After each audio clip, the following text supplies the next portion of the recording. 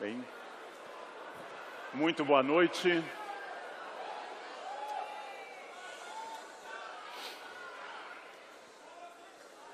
Pediram-me que agradecesse as pessoas e instituições que proporcionaram essa noite. Primeiro, a própria CPFL, a TV Cultura, a nossa Prefeitura de Campinas, que cede também muito do seu esforço para isso, e a editora Papiros, que publicou este livro comigo, com o Pondé, com o Cortella e com o Dimenstein, que não está aqui essa noite. Bem, à direita de vocês e à minha esquerda está o professor Pondé, à direita de você e à esquerda de você.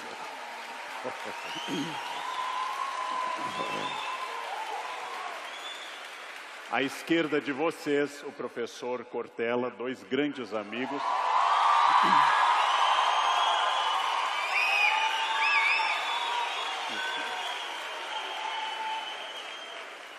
E falta agradecer principalmente aquilo que eu fiz já com a Papiros e o professor Clóvis num teatro de Campinas.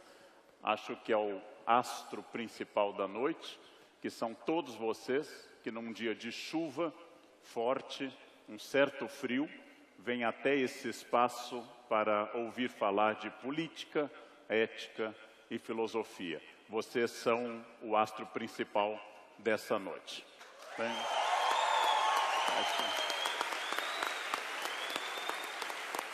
e nós combinamos que o professor Cortella começaria com 10 minutos de exposição, o professor Pondé com mais 10 minutos, depois eu, depois mais 5 para cada um, e aí um ciclo de perguntas entre nós, e finalmente a Luana vai trazer para nós as perguntas mandadas pela internet, vindas do público.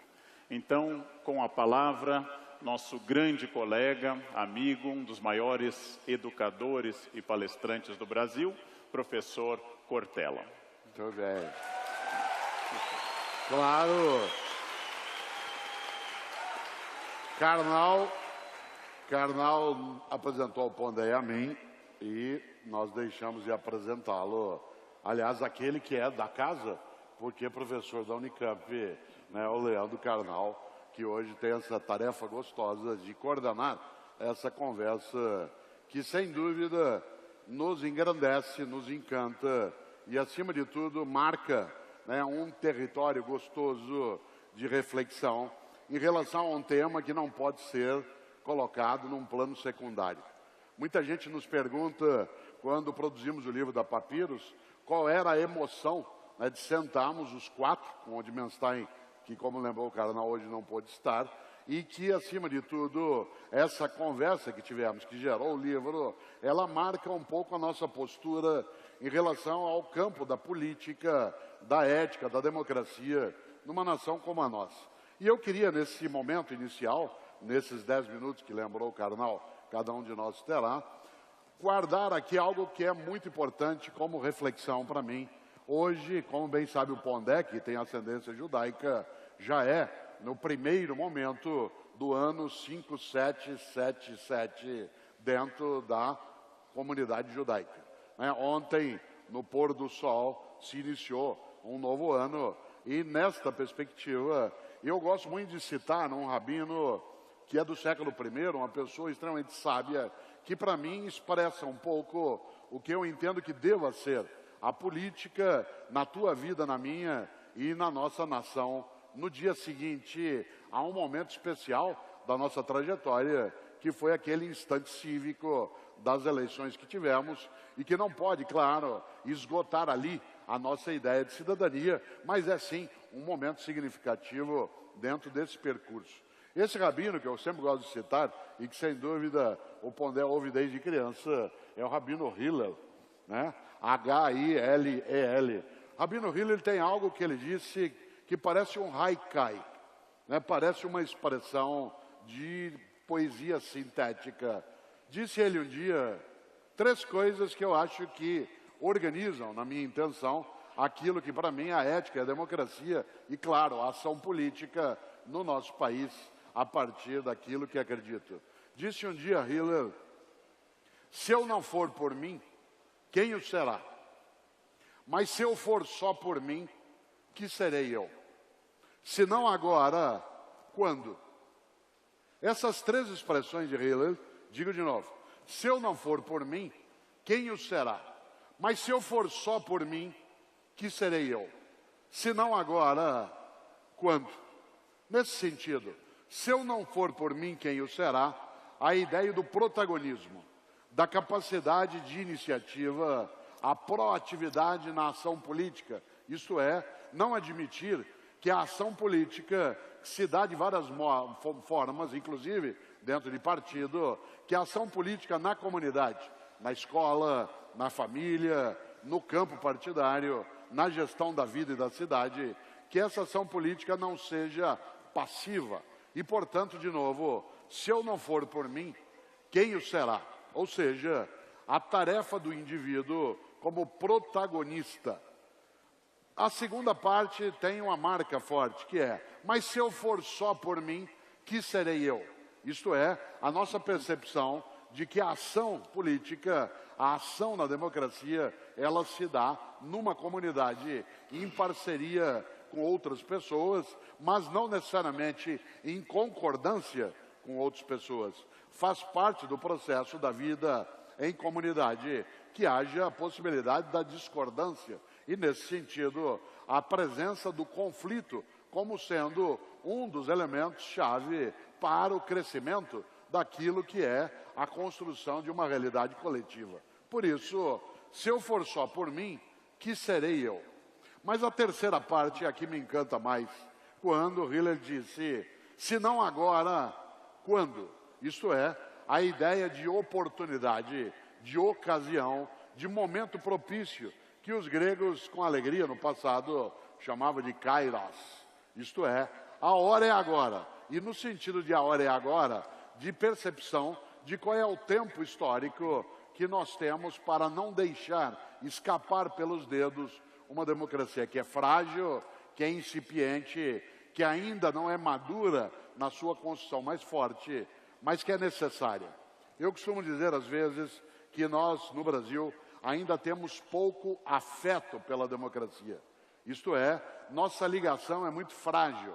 Nós perdemos a paciência com uma certa facilidade em relação a toda a cenografia, né, que a democracia exige. Por exemplo, não temos 30 anos ainda de uma democracia contínua. Nossa Constituição de 1988, que de fato instalou formalmente o que seria um processo democrático ao incluir aqueles que foram analfabetizados durante a vida ou os maiores, né, no caso de 16 anos de idade. Essa democracia jovem, ela que não tem ainda 30 anos, muita gente por ela não tem afeto, não cuida, acho que pode descartá-la. Aliás, nossa paciência costuma ser restrita em relação a ela. Em vez de cuidar dela, esquecemos, por exemplo, que democracia dá trabalho. Há pessoas, por exemplo, que se irritaram porque em algumas cidades haverá segundo turno e é necessário sair de novo para votar. Aquela ocupação que pareceria horrenda de ter, vez ou outra, de se dispor a um ato que é um pedacinho minúsculo, mais importante, do processo democrático, que é a ação em relação ao voto, seja como presença, seja como protesto, seja como ausência deliberada, tudo aquilo que constitui, como dizia, essa cenografia necessária a que a gente construa algo que a gente consiga proteger. Há povos que estão há 200, 300 anos tentando construir isso que é o modo democrático de uma existência, em que a diferença não seja entendida como desigualdade, em que se entenda que reconhecer as diferenças não é admitir as desigualdades. Homens e mulheres são diferentes, não são desiguais. Brancos e negros são diferentes, não são desiguais. Nordestinos e sudestinos são diferentes, não são desiguais. Pessoas que pensam do modo político mais conservador, de um ponto de vista, pessoas que pensam de um modo político mais progressista, de um outro ponto político, são diferentes, não são desiguais, enquanto possibilidade de convivência. Por isso, o ano de 2016 foi para mim, e continua sendo, um ano de alegria cívica. Alegria cívica, isto é, nunca na nossa trajetória tivemos um aprendizado sobre política tão forte. Eu costumo dar um exemplo que pode ser repetido. É muito usual que eu possa, digamos agora, perguntar a uma pessoa algo que no nosso país há 10 anos seria diferente. Diga para mim, uma pessoa, o nome de 5 jogadores da seleção brasileira de futebol. É provável que poucas pessoas saibam dizer 5 nomes. Mas se eu perguntar, diga por favor o nome de 5 ministros do Supremo Tribunal Federal, boa parte das pessoas o saberá. Há 10 anos, perguntar a alguém o nome de um ministro do Supremo era algo estapafúrdio. Ele nem teria dizer o que eu sei disso. Ao contrário, hoje, sem que eu brinque aqui, de imaginar que estamos já vivendo aquilo que Cândido de Voltaire encarnou, que é um mundo de absoluta harmonia e paz. Ainda assim, nós vivemos uma mudança significativa, que ainda não é suficiente para imprimir na nossa democracia uma consolidação mais forte, mas que já é capaz, sim, de representar os vários modos de ser. Volto ao ponto, reconhecer as diferenças não significa elogiar as desigualdades. Por isso, me chateia e me chateou durante muitas vezes, e nós conseguimos no livro não trazer isso à tona, o fato de nós 3, por exemplo, no caso os 4, não temos posições idênticas, não nos torna de modo algum pessoas que querem um confronto em relação a isso. Nós queremos refletir, debater, não necessariamente chegar a um consenso. Muitas vezes o processo democrático, ele não é de base consensual, ele exige o respeito à regra conhecida e a vitória, em várias situações, de um determinado grupo que, nas regras claras e limpas, disputou uma discussão, um processo, uma eleição. Nessa hora, a percepção de que a democracia suporia, o tempo todo o consenso, ela é muito estranha se nós imaginamos que há percepções que, de fato, não são consensuais. Mas, mesmo que ela não requeira o consenso, ela requer o respeito à diversidade, à percepção. O que mais me chateou, eu uso esses 2 minutos finais, nesse primeiro momento, para pensar nessa direção, o que mais me chateou foi a impossibilidade do diálogo no nosso país em vários momentos, em que pessoas que começavam uma conversa em relação a posturas, em relação a concepções, em relação a apoios e adesão, começava a conversa pelo fim dela. Muita gente começava uma conversa, uma discussão, pelo término. O ponto principal na partida era de que lado você está. Esse é o fim de uma reflexão. Uma reflexão se inicia pelo diálogo, pela possibilidade da divergência, pela tolerância da percepção que é diversa, e ao final, sim, se pode até chegar à conclusão de que, não estando do mesmo lado, teremos que caminhar de modo separado. Mas caminhar de modo separado dentro daquilo que o ritual democrático coloca para que a gente possa fazê-lo. E nessa hora, claro, uma coisa magnífica dentro da nossa convivência hoje, não só na elaboração desse diálogo, é que nós estamos aprendendo a ter pouco a pouco a concepção de que a democracia não é a ausência de ordem, democracia é a ausência de opressão. A democracia não é ausência de ordem, ela é ausência de opressão. E, nesse sentido, a opressão se dá de vários modos, inclusive por aquilo que o Brecht um dia chamou de analfabetismo político, isto é, as pessoas às quais é furtada, é sequestrada a condição de terem a possibilidade de uma consciência mais nítida, mais clara em relação à participação como agente. Aí concluo, Karnal, se eu não for por mim, quem o será? Se eu for só por mim, que serei eu? Se não agora, quando? Muito bem, certo? Muito bem. Muito obrigado.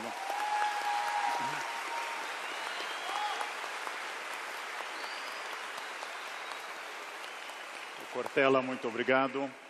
Exemplar na retórica, na erudição e no cumprimento do tempo. Exemplar. 3 virtudes notáveis. Começou um alemão gaúcho, a terceira é a mais notável de todas. Você sabe que a pontualidade é um crime sem testemunha. Exatamente. Certo?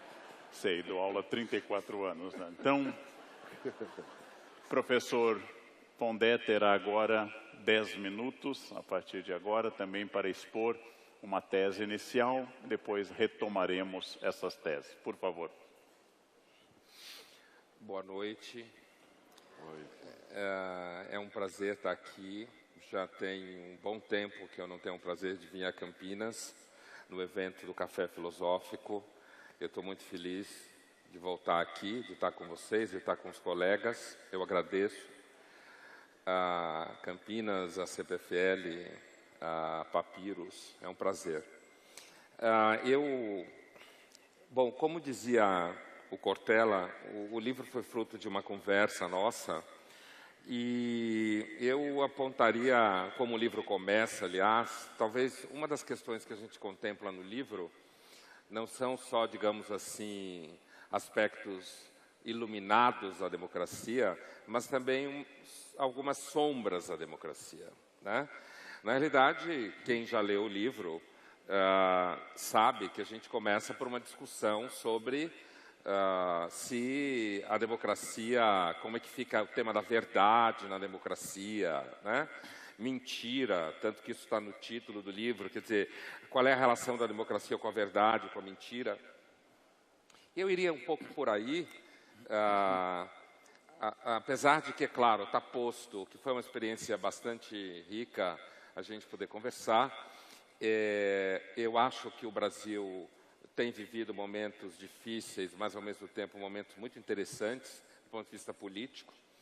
Eu confesso a vocês que em filosofia, política nunca foi a minha primeira escolha. Eu nunca tive um interesse profundo por política em filosofia, mas o que me levou a cada vez mais me envolver com filosofia política foi a minha prática na Folha de São Paulo, primeiro, e o envolvimento cotidiano com questões dessa ordem. Mas eu não tenho uma percepção idealizada da democracia.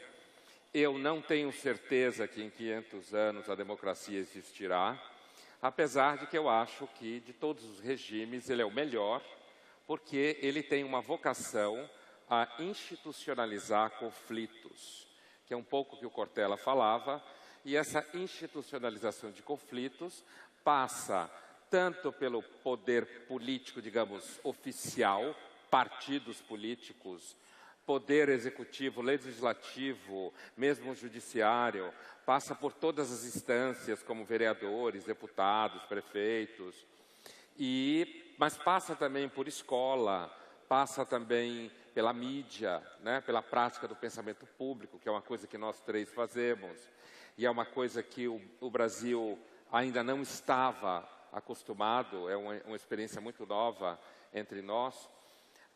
Você ter pensadores públicos, né, que atuam para além da academia, mas na hora que a gente se pôs a refletir sobre o livro, e eu acho essa uma das grandes virtudes do livro, do meu ponto de vista, é que a gente não está preocupado no livro em fazer simplesmente digamos, um básico elogio da democracia, que eu repito, diante de todos os regimes conhecidos, é sem dúvida o que merece mais elogio.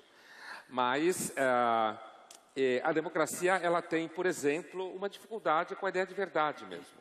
Ela tem uma dificuldade, né?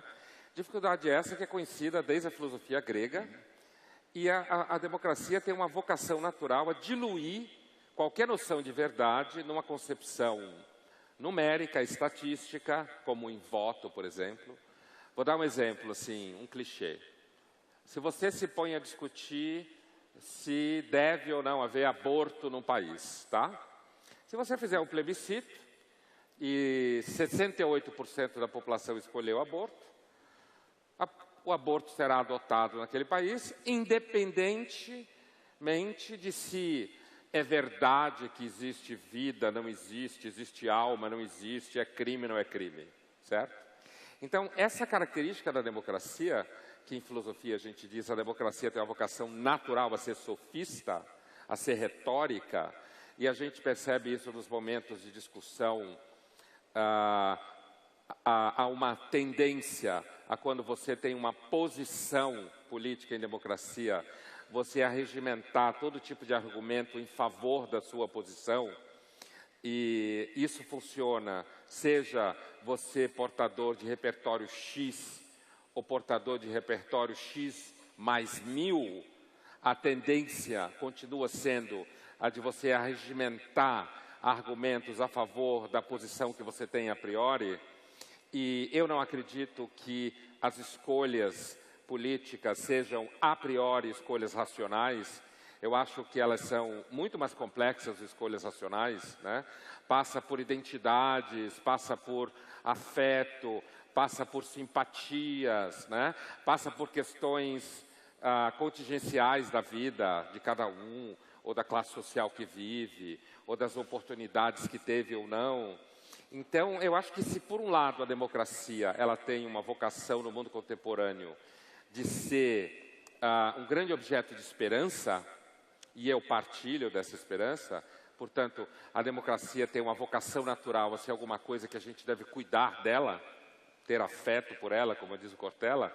Ao mesmo tempo, inclusive, creio eu, para que nós tenhamos uma relação com a democracia que seja uma relação construtiva, a gente também deve perceber que a democracia tem dificuldades, limites, ela tem características que, por exemplo, como eu acabava de dizer, desde a Grécia, que a gente sabe, o processo chamado democrático, ele não necessariamente tem a ver com a chegada a nenhuma verdade. A democracia, por vocação, é sofista, relativista, ela, por vocação, traduz argumentos em números e resultados, certo? A própria noção de verdade na democracia está intimamente associada à ideia de poder, né? Isso a gente pode ir mais longe do que a democracia, mas eu estou me referindo à democracia.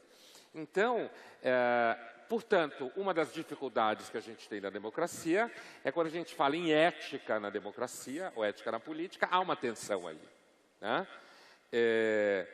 Você pode falar muito em nome de ética e muitas vezes não agir em nome da ética. Eu não estou nem entrando no mérito de que em filosofia a gente poderia pensar, no mínimo, 3 ou 4 concepções de ética que não necessariamente convergem para o mesmo lugar, certo?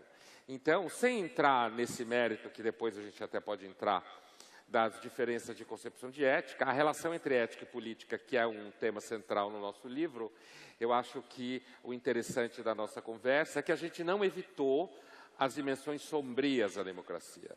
A gente não evitou o fato de que, muitas vezes, na democracia, o que importa é você chegar ao poder, é você manter o poder, mesmo que para isso você tenha que usar uma retórica que fale do bem, que fale do amor, ou que fale da felicidade, ou seja lá o que for. Então, a relação da democracia com o que a gente pode achar que é verdade, uma analogia muito interessante que me parece talvez mais reta para se perceber a dificuldade da democracia com a ideia de verdade, no sentido de verdade absoluta, ou seja, ou verdade evidente, aquilo que em filosofia a gente chama, desde a Grécia, de episteme, né? É você pensar, por exemplo, a relação entre verdade e mídia, tá? Relação entre verdade e mídia.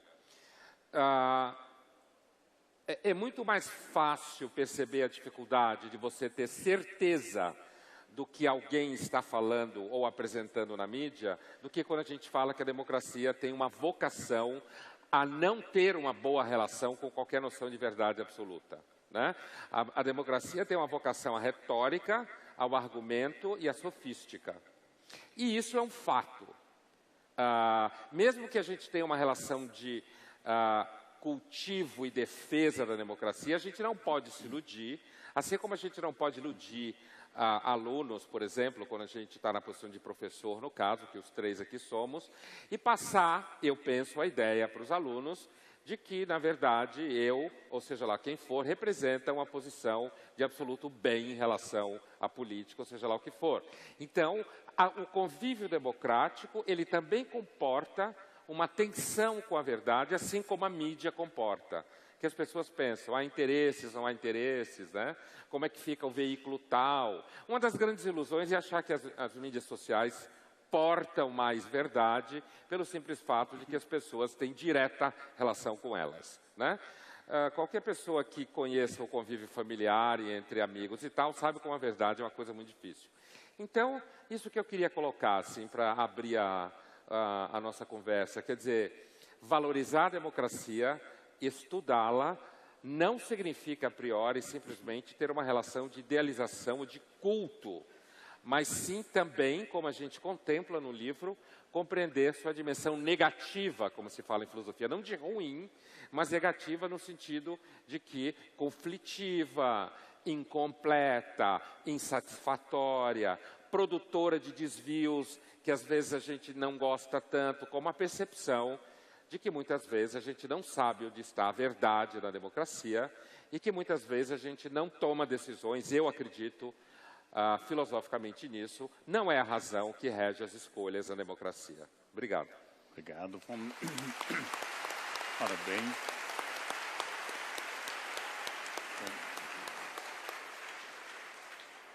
Estando ao centro e tendo recebido há pouco o papel de mediador, é importante que vocês notem uma das coisas bonitas que houve nesse grupo de pessoas, de que as posições políticas, por exemplo, do grupo eram divergentes. Nós não concordávamos com tudo. Estávamos inseridos naquela frase, mais ou menos atribuída de forma apócrifa a Voltaire, que eu posso não concordar com uma palavra do que dizes, mas defenderei até a morte o direito de o dizeres. O professor Cortella começa com uma linda citação do Rabino Hillel, cujo neto, Gamaliel, foi professor de Saulo de Tarso. E como tal, é um dos ancestrais diretos do cristianismo, já que Saulo é o criador do cristianismo. A ideia do amor superando a justiça, a ideia da superação da lei do talião, a ideia da possibilidade da convivência na noção de ágape, é uma ideia da tradição rabínica de Hillel, via Gamaliel, para Saulo. E ela entra no cristianismo e floresce no cristianismo. Muito bem, essa ideia é uma ideia linda e ideal. Nós apostamos quando dizemos nisso, e parte da fala do professor Cortella foi a aposta na democracia ser ideal. Ou seja, imperfeita, mas perfectível. O neologismo que Rousseau adotou em relação à obra da Política de Aristóteles. Perfectível, passível de ser melhorada, passível de crescer. Democracia que deve, com o tempo, atingir graus melhores. Esta seria uma posição de crença no potencial positivo da democracia, no seu idealismo e também na sua excelência defeituosa. Toda vez que nós enunciávamos algo assim, o Pondé tem o dom hábil, culto e retórico de nos puxar pelo pé para o mundo real e menos otimista. O Pondé veio ao mundo para nos chamar de naif, de ingênuos, de polianas, lembrando que, com toda a razão histórica, em nome da democracia, o governo norte-americano atirou milhões de toneladas de bombas sobre o Vietnã. Em nome da democracia, crimes imensos foram feitos. E que a nossa raiz filosófica, Platão, era um grande cético da democracia. Platão admirava Esparta e não Atenas. E Aristóteles não foi trabalhar para a eclésia, foi ser professor particular, que o mercado estava melhor, na corte de Filipe da Macedônia. Ao invés da escola pública, ele foi para a rede privada de ensino. E não prosperou muito com seu liceu concorrente da academia. A democracia vista também como escudo para nosso lado B. A tradição que o professor Pondé traz, é sólida, ela tem muitas raízes, uma delas é de Burke no século XVIII, quando ele, recém-iniciada a Revolução Francesa, disse: isto não vai dar certo, isto vai dar em bobagem, porque quando nós colocamos no poder, essa expressão não é de Burke, é minha, a utopia, os crimes vão ser potencializados. Porque tudo que não se adequar à utopia, a expressão de Tomás Moros, criada no século XVI, vai ser destruído.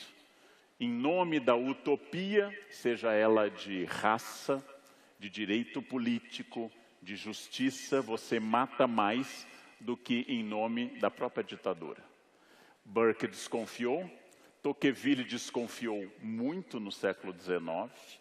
No século XX, uma poderosa corrente, como a Isaiah Berlin, citado hoje pelo professor Pondé no artigo da Folha, ou Oakeshott e outros, reforçaram essa ideia cética em relação à democracia.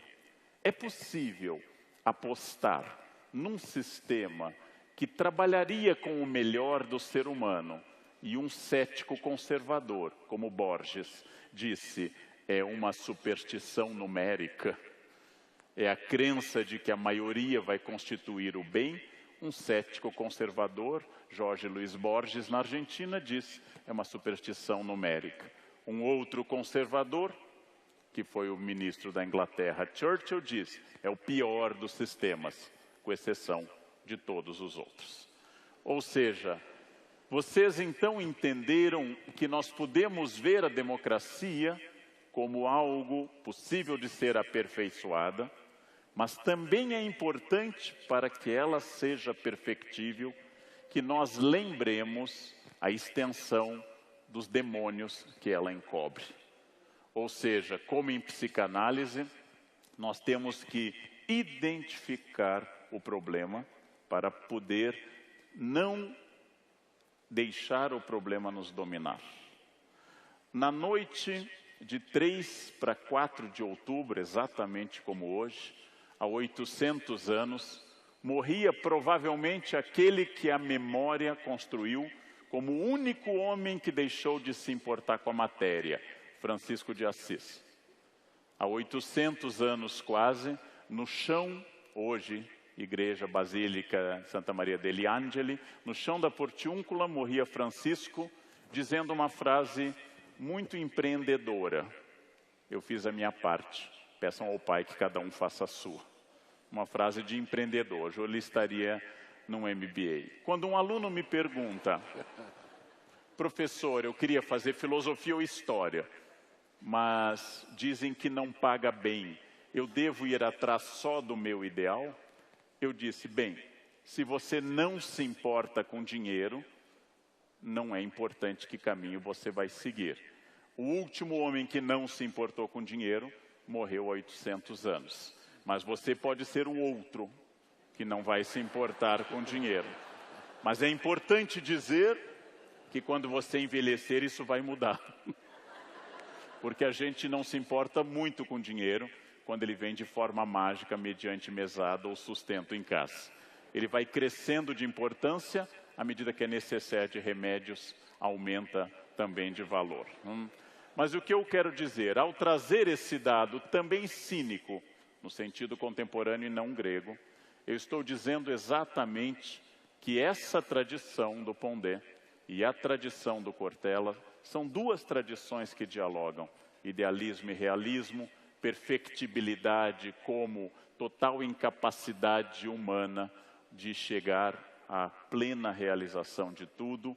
No fundo, um diálogo sobre o que há de belo, bonito, poético, ideal em nós, que dialoga e por vezes se escuda no que há de terrível, de sombrio, de violento.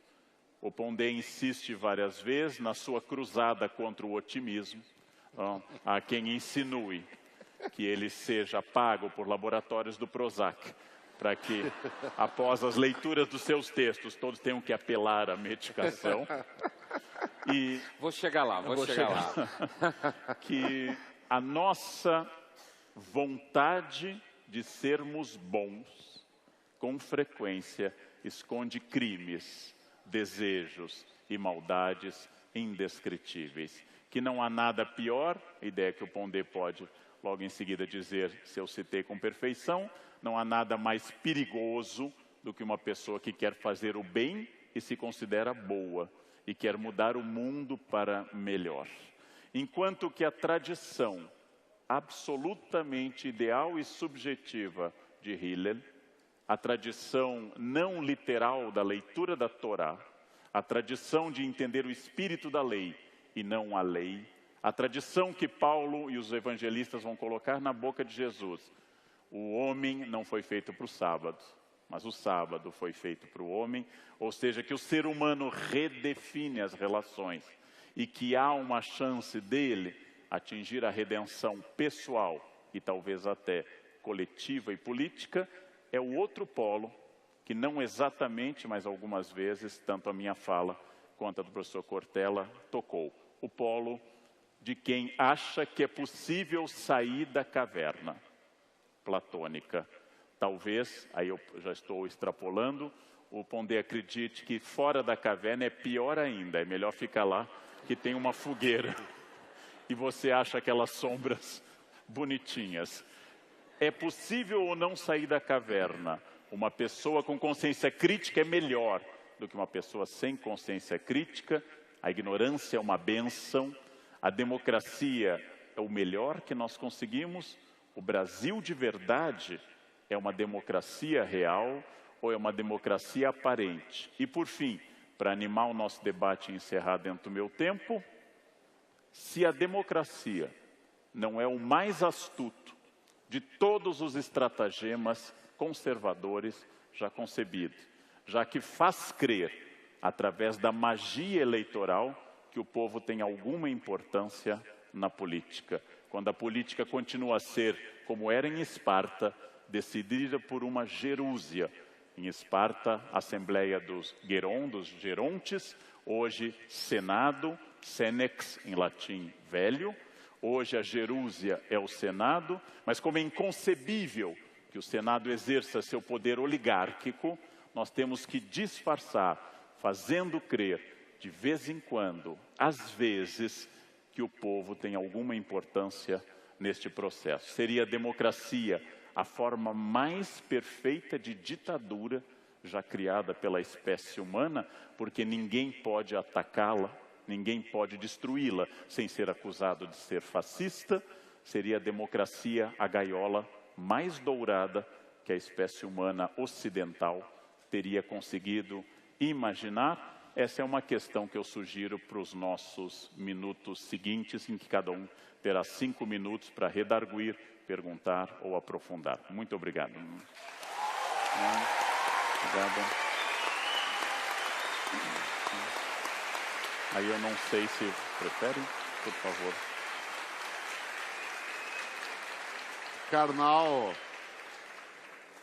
Karnal citou Thomas More, a Utopia. Sempre gosto de lembrar que a personagem principal da Utopia é um navegador português. Quando ele viaja em direção a essa ilha que Thomas More identificava como próxima ao que hoje é o Peru, esse navegador foi por Thomas More nomeado como Rafael. O nome da personagem da Utopia é Rafael, e não por acaso. Na tradição judaica, Rafael é o que cura. Aliás, é aquele que ilumina o caminho, aquele que oferece a Tobias aquilo que ele ainda não tinha, que era a iluminação.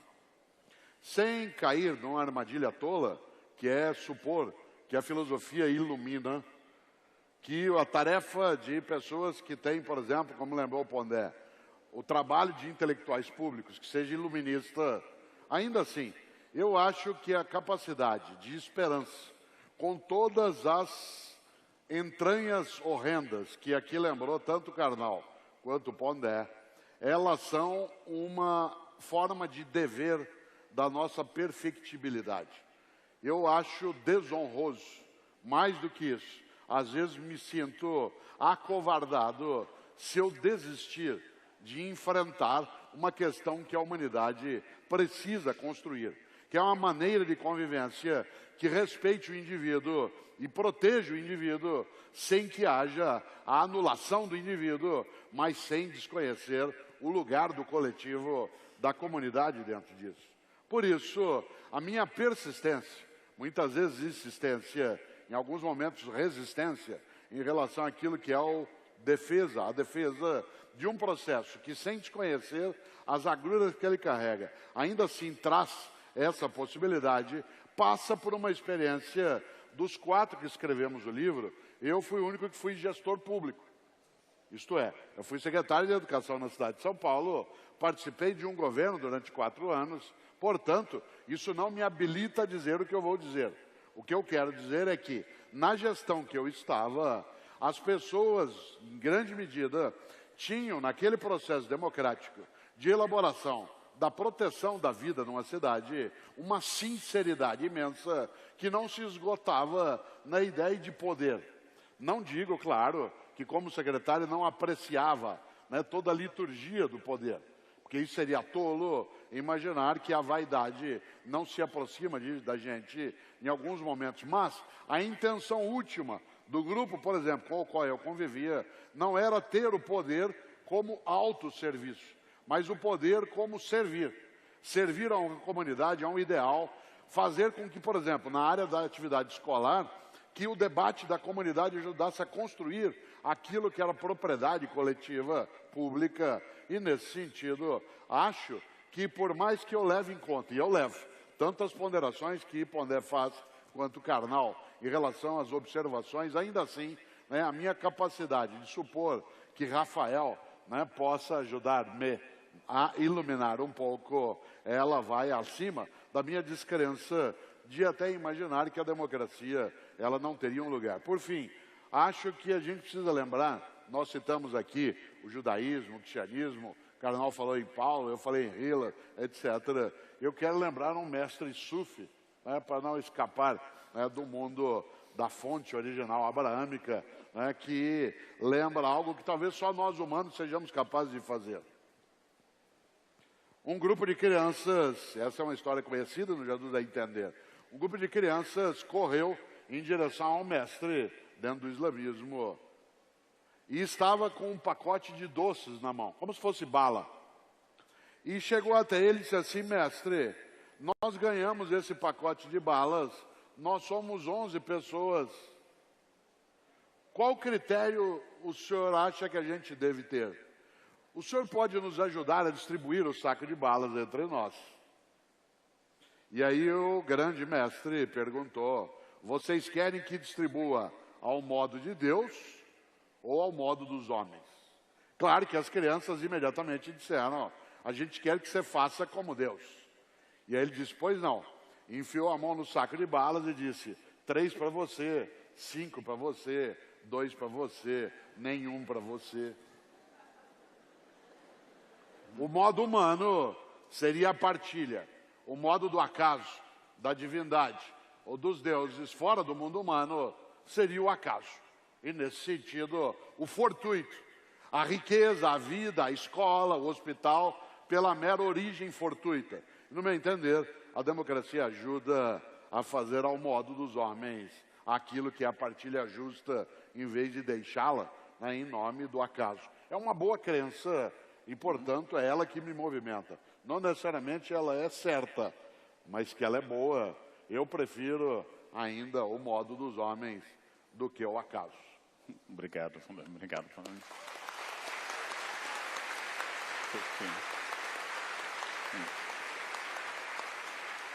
Temos 5 minutos com o professor Pondé para comentar, redarguir, contestar. Bom, eu pensando na pergunta que você fez, Karnal, da gaiola de ouro e tal, eu vou ver se eu consigo dizer alguma coisa sobre isso. Eu começaria dizendo que, em relação à questão do Platão, da metafísica e da caverna, a qual você se referiu, você vai dizer se você prefere dentro ou fora? Eu preferia eu fiquei curioso. Então, a hipótese do Karnal, se eu preferia ficar dentro da caverna com a fogueira, responderia o seguinte: nem dentro nem fora, porque eu acho que Platão está errado. certo? O problema do Vai Platão cair tá um errado. raio aqui, vai cair um raio desse lado, eu vou me afastar. O que é uma Platão, afirmação? perdoai-os, O que pronto, pode- então, Tudo bem. a reação do Karnal é plenamente consistente, porque ninguém em sã consciência pode falar uma frase dessa. Eu acho que o Platão está errado. Né? Isso é um pecado, nunca repitam isso por aí. Eu não falei isso, tá? Eu estava num momento de delírio, mas eu vou repetir o delírio. Eu acho que o Platão está errado no que se refere ao famoso mito da caverna, de que haveria entre nós um mundo falso, em algum lugar um mundo verdadeiro, e esse mundo seria fora da caverna. Se eu fosse ficar na Grécia, eu continuo achando que os autores trágicos das tragédias compreenderam muito melhor as coisas do que essa oposição do Platão. Acho que a vida, retomando o que falava o Cortella, aliás, no final, eu acho que a vida é um combate contínuo ao acaso, à contingência. O destino é o caráter cego dessa contingência. Não existe ninguém escrevendo roteiro nenhum. Não há nenhum sentido maior nas coisas e, portanto, nossa condição é a condição de alguém que está nesse combate e, portanto, tentando sobreviver, arrancar sentido das pedras, fazer com que, se você não nasceu rico, ainda assim tenha a condição de ter algum hospital decente. Então, nessa oposição que falou o Cortella, eu não tenho dúvida que eu acho que o destino da humanidade é combater o acaso a cada hora do dia, combater a dissolução do sentido, e isso daí passa, sem dúvida nenhuma, por um esforço descomunal. Você não precisa cultivar a infelicidade, inclusive porque ela vai encontrar você a qualquer momento, né? Você claramente deve procurar uma vida um pouco menos dramática.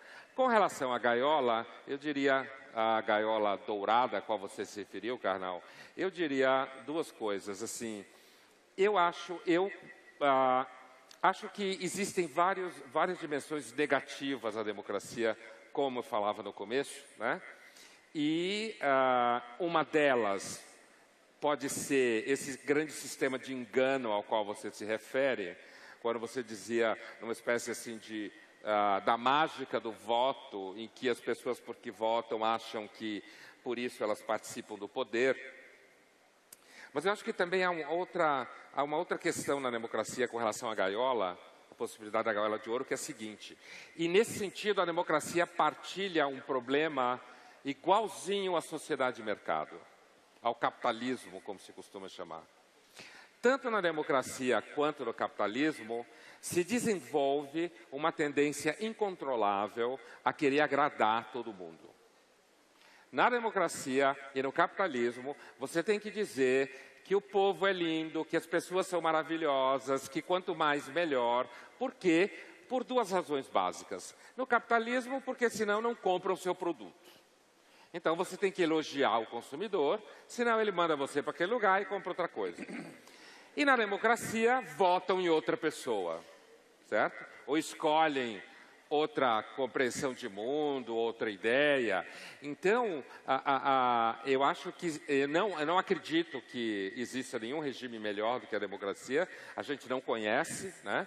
Mas, assim, se existe uma dimensão de gaiola de ouro, como você se referia, uma das grades dessa gaiola é a necessidade que a democracia traz, assim como o capitalismo, de um certo bajulamento da base continuamente, para que esta base devolva você em lucro, no sentido da compra do capitalismo, ou devolva a você em agrado, em admiração, em voto. E, portanto, é mais uma razão para a gente ficar atento à dificuldade que existe entre a democracia e sua natureza retórica e sofística e qualquer ilusão com relação à verdade. Portanto, para lidar com a democracia, me parece que é necessário um certo jogo de cintura, uma certa percepção não muito idealizada, assim como que é para lidar com o ser humano, e o nosso velho e bom Platão, que detestava a democracia, justamente porque o Platão tinha uma vocação ao mundo que não existe, certo? Portanto, me parece que para lidar com a democracia sem transformá-la num monstro, é necessário o tempo inteiro a gente não construir a democracia como se ela fosse uma deusa ou um deus maravilhoso e, por exemplo, perceber uma coisa que é fato, né? A gente que trabalha com pensamento público sabe disso, é sempre um risco você falar qualquer coisa, porque você pode ferir sensibilidades, você pode ferir opiniões. Então, o mais fácil na democracia, assim como no capitalismo, é falar o que deixa todo mundo feliz e o que faz com que todo mundo compre seu produto. E isso é, me parece, uma enorme gaiola de ouro, se você imaginar que você está preso no espaço onde todo mundo vai te elogiar, falar que você é lindo, que suas opiniões são maravilhosas, que você está certo e que o mundo, de fato, um dia pode pertencer a essa coisa que a gente chama naturalmente de povo. Obrigado.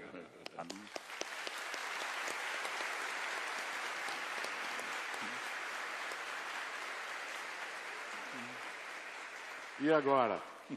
Cortella tem Você um... disse o que o Pondé imaginava, eu e você. Eu sou um professor humílimo aqui, Condenado à esperança. condenado à esperança, isso é verdade. Só que lembrando que esperança é um mal para os gregos. Sim. Quando Pandora traz a caixa, com todos os males, o pior de todos é a esperança. Porque é aquele que prolonga nossos males indefinidamente com a fantasia que um dia vão se encerrar. E nunca se encerra. Quase fui Pondé agora, né? Quase fui Pondé. Você está vendo que a doença pega, né? O método que grande parte da formação erudita do Cortella traz, que é muito importante, dialoga com a etimologia, ao lembrar que os 4 arcanjos que a Bíblia denomina, Rafael, Gabriel, Miguel e Lúcifer, Rafael é aquele que cura, Rafael, Deus conduz, Deus cura, El é um dos 72 nomes de Deus na tradição judaica. E Rafael é o guia desse novo mundo, a utopia, esse neologismo grego do não lugar, para corrigir, no caso, o mundo da Inglaterra dos Tudor e o mundo da Europa naquele momento, em diálogo com outra utopia distópica, que é o elogio da loucura de Erasmo de Roterdã e de todo o humanismo, ou seja, da tradição de pensar o mundo a partir de valores greco-romanos clássicos, em geral idealizados. Uma das coisas que torna fascinante o pensamento, gente, que é um aprendizado, é quando exatamente uma mente ágil, inteligente e bem formada, como a do meu colega Cortella, pega os dados, junta e apresenta a vocês com um gancho, um link de pensamento. Essa liberdade é tamanha e distingue o leitor de filosofia do filósofo, que o professor Pondé, da mesma forma, rápido, ágil e bem formado, disseca e lança essa pérola. Platão estava errado. Tá? Provavelmente em 100 anos, o meu nome estará apagado do professor Pondé do Cortella e talvez Platão ainda seja Continuará lido. errado. Continuará errado. O primeiro pecado é o orgulho. Aleluia, irmão, Esse aleluia. é o fundo. E o que é maravilhoso nisso é exatamente eu dar ao conhecimento vitalidade orgânica.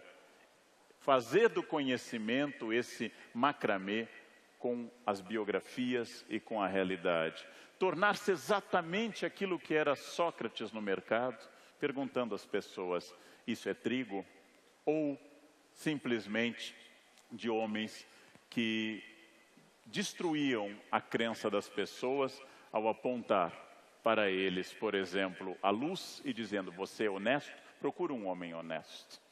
Então, todos os filósofos e pensadores têm o dom de nos retirar dessa zona de conforto. Esta zona que nos faz pensar, olha, parece bom que todos nos amemos. Essa é uma das grandes utopias do mundo. Mas tal como o Cortella e o Pondé, eu estou um pouco perturbado com com a necessidade das pessoas e sua hipersensibilidade, aquilo que o Pondé define como geração mimimi, que é um conceito filosófico também. Certa feita numa palestra... Muito bom, está no livro. Certa feita numa palestra, eu disse que corrupção no Brasil era como herpes. Ela vai e volta, mas nunca é curada. Recebi a carta de um portador de herpes, dizendo que ao ouvir a minha fala, ficou muito abalado. E eu me desculpei que eu não me referi a herpes dele, mas me referi à metáfora da doença que era anterior a ele. Usando uma expressão que não é minha, mas de um homem mais velho do que eu e muito mais culto, Zygmunt Bauman, que nós vivemos uma liquidez esquizofrênica. Recebi a carta de um psiquiatra dizendo que a esquizofrenia não era para brincar, que era um mal terrível e que eu não poderia usar dessa forma. Dei uma palestra sobre Heráclito, Sócrates e Tales de Mileto, sobre a questão da natureza, e recebo o protesto de um coletivo feminista que eu não citei nenhuma pré-socrática mulher. Eu não citei porque eu não conheço, é um limite da minha formação. Não é que eu esteja desprezando, é um limite da minha formação. Isso só para citar alguns, eu poderia dar exemplos a noite inteira. As pessoas estão hipersensíveis porque foi feito crer a todo mundo que na democracia todos seriam lindos, todos seriam inteligentes, todos seriam felizes. E nenhuma dessas três coisas como produto pode ser entregue. Bem, Cortella citou o Cândido do Voltaire. Cândido seguia o Dr. Pangloss, uma sátira a Leibniz, que dizia que esse era o melhor dos mundos. Os otimistas, como Pangloss ou Leibniz, ou eu, ou Cortella, vou incluí-lo no rol dos otimistas, dizem... Você é otimista? Eu sou otimista. Comparado com você, eu sou terrivelmente otimista. Demorou para declarar. Nossa, eu sou otimista. Estou condenado à esperança. O otimista é aquele que repete a frase metafísica do Dr.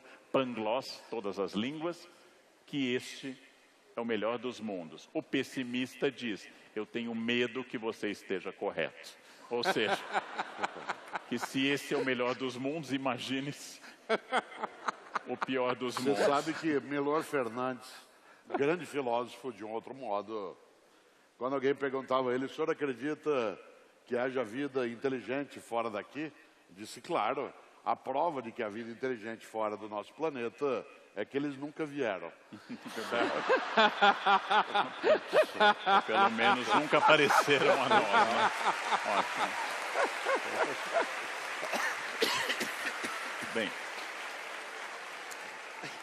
temos então diante de nós agora um momento final, no qual algumas perguntas podem ser feitas. Nós temos mais ainda 10 minutos antes que nos passem as perguntas do público, e no qual nós podemos livremente nos perguntarmos a nível de pessoa humana, enquanto gente. E ele é otimista.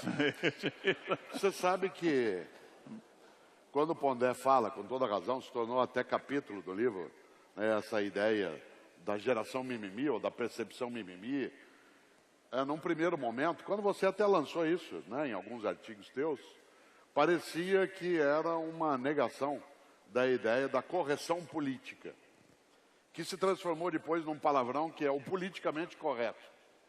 No entanto, eu acho, e até já ouvi o Pondé falar sobre isso, e queria te ouvir de novo, né, por isso te perguntar, se você acha que há alguma qualidade, no sentido aristotélico, né, que não seja negativa na ideia do politicamente correto. Isto é, se é só uma forma de mimimismo, ou se há, de fato, a necessidade de cautela em relação a alguns epítetos, apelidos, denominações, que acabam humilhando uma outra pessoa. E te digo por quê.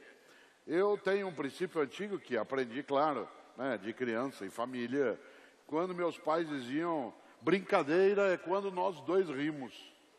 Ria comigo, não ria de mim. Ria comigo, não ria de mim. Se você rir de mim, em vez de rir comigo, você pode me humilhar. E isso é negativo. E eu, como eu gosto do teu conceito de mimimi, queria saber se você acha que há, né, uma percepção de positividade na ideia do politicamente correto. Então, eu começaria, o Karnal dava exemplos do mimimi, né, a história da pré-socrática, não sei o quê. Uma vez eu recebi um e-mail de uma leitora da Folha, que ela dizia que ela ia fundar uma ONG em memória dos neandertais, a primeira vítima da ganância humana. Eu acho que isso daí é um exemplo de até que ponto você pode ir num movimento como esse, porque na realidade, e eu começo a responder também a tua questão, Cortella, eu acho que um dos problemas de posições como essas é que esse bem todo encerra uma enorme violência escondida, né? Então, às vezes eu falo argumento com efeito hiperbólico, não confio em gente bem resolvida, não confio mesmo, né? Gente que não tem ciúme, sabe? Gente que não tem ciúme, para mim, eu passo por outro lado da rua, assim, né? Então, assim... Casamento aberto. Casamento aberto, esses papos, assim, acho que, né? Então, quando eu critico o politicamente correto, e é essa coisa mimimi, a coisa mimimi, para mim, ela está relacionada ao politicamente correto, mas, ao mesmo tempo, ela é uma outra característica. Ela é um desenvolvimento, não tanto, porque o politicamente correto, ele tem uma agressividade institucional. A coisa mimimi é uma coisa mais do tipo do que o Karnal descrevia. Essa se ofende com tudo, você não pode falar nada. Uma vez eu escrevi um texto, inclusive na Folha, que se chamava Sociologia do Mimimi, que deu muito barulho, e que descrevia uma situação no metrô, em que um menino dá um lugar para uma menina no metrô, e isso dá o maior rolo, porque aí acusam ele de escolher ela porque ela era mais bonitinha do carro. Aí um cara fala, por que mulher tem direito a sentar e homem não? Entendeu? Então, eu sempre acho que o mimimi é fruto do ressentimento. Falando nietzscheanamente, eu acho que o mimimi é fruto do ressentimento e não foi dada em política ainda a devida atenção ao ressentimento como categoria de análise, né? Agora, o politicamente correto, usando o teu exemplo, eu acredito que o politicamente correto ele tem uma raiz, digamos assim, na experiência humana a qual você se refere, de como é desagradável, por exemplo, você rir de alguém. O legal é você rir junto com alguém, né? E é bom que você tenha citado o que o seu pai ou sua mãe dizia para você, porque eu acho que o politicamente correto, ele é uma farsa institucional que normalmente na universidade serve para destruir carreira de colegas e alunos, que serve para inviabilizar o debate público, e ele é uma farsa porque ele se propõe a tomar o lugar da educação doméstica. Certo? A educação doméstica, como você citou, em que se há uma boa educação doméstica, você deveria aprender a não maltratar as pessoas, a não tirar sarro delas. No caso de homens, por exemplo, a não ser grosseiro com mulheres, tá? E eu acredito que o politicamente correto, ele tem uma raiz, inclusive historicamente falando, quando você começa a ter negros circulando em espaço público, que não circulavam mulheres, em espaços hierárquicos, inclusive, o politicamente correto, ele vem com a intenção de alguma forma, ordenar essas relações devido aos conflitos que aparecem. Então, eu não acho que tem nenhum problema em um professor, por exemplo, ensinar aos alunos que eles não devem usar apelido ruim, que eles não devem tirar sarro de colegas. O que eu não gosto é que isso vire lei de Estado, objeto jurídico, porque ninguém me engana. Ninguém me engana que grande parte do debate politicamente correto está dentro da universidade, e a universidade é o lugar do espírito selvagem. Então ninguém me engana. Quer dizer, o politicamente correto, ele é na realidade uma ferramenta se transformou numa ferramenta de censura, constrangimento e que dificulta o pensamento de alguma forma mais livre, apesar de que eu acredito que ele responde historicamente a uma necessidade de uma movimentação social. E aí eu termino com um exemplo. Ontem, no jornal de Bruxelas, Le Soir, sai uma matéria sobre uma proposta de lei em Rotterdam, que ainda não passou, na Holanda, no que a gente chamaria de Câmara de Vereadores de Rotterdam, alguma coisa assim, em que um vereador, entre aspas, acredita que existem crianças que têm o direito de não nascer. Eu sei que a frase saiu estranha, mas é assim mesmo. Existem crianças, em nome do direito da criança, existem crianças que têm o direito de não nascer. E como é que esse Estado, que só deseja o bem do homem, que quer fazer o homem ser maravilhoso, no caso em Rotterdam, da onde que ele tira essa ideia? Como ele acha isso possível? Fazer com que homens e mulheres passem por avaliação psicológica, casais no caso, passem por avaliação psicológica para ser determinado se aquele homem e aquela mulher têm a capacidade de ser pai e mãe, porque se for determinado por uma avaliação psicológica de que eles não têm capacidade de ser pai ou mãe, a mulher será obrigada a tomar contraceptivo ou o homem a fazer vasectomia. Certo? Em nome do direito de uma criança não nascer numa família ou na mão de um pai e mãe que seja, de alguma forma, julgado incompetente. Eu ofereceria duas objeções à ideia. Por que eu tenho que confiar na psicóloga? Certo? Por que eu tenho que confiar na assistente social que vem avaliar alguma coisa em nome de uma concepção de ser humano ou de sociedade? A segunda objeção que eu ofereceria é: o problema, me parece, do Estado, que resolve tomar nas suas mãos a missão eclesial de formar pessoas cada vez melhores, é que a vocação dele, assim como da eclésia, é se tornar uma instituição de alguma forma opressora, de alguma forma constrangedora, e, num caso como esse, de uma lei como essa, a percepção, partindo da ideia de direito da criança, você chega à ideia de que existem crianças que têm o direito de não nascer. Então, eu tenho, na verdade, a impressão que a política, em parte, sabe, a política tomou o lugar da teologia, não é à toa que a teologia se transformou em política, a política tomou o lugar da teologia, tomou o lugar da graça, certo? E tomou o lugar da ideia de instrumento de redenção do mundo. E eu, assim como sou desconfiado da religião, também sou desconfiado da política nesse sentido. Ótimo.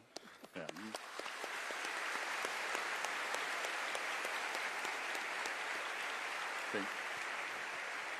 Nós temos pouco tempo antes das perguntas. Eu lanço uma questão muito objetiva, muito prática. Ontem foram às urnas o maior número de eleitores de toda a história do Brasil. Os eleitores que foram às urnas ontem, a partir dos 16 anos como voto optativo, incluindo desde as reformas pré-Constituição de 88, da inclusão dos analfabetos, com um amplíssimo direito a voto, com máquinas eletrônicas de primeira geração, com urnas eletrônicas, o mundo já está na terceira, mas que, grosso modo, até o momento é um consenso, que são mais confiáveis do que os votos da República Velha, por exemplo, 1889, 1930. Os partidos obrigados a apresentar uma cota de mulheres, as leis conduzindo a cidadania através da lei Maria da Penha, o racismo como crime inafiançável, ou então o Estatuto da Criança, Adolescente, do Idoso e assim por diante, imersos nessas leis virtuosas, imersos numa democracia aberta, com plena liberdade de expressão.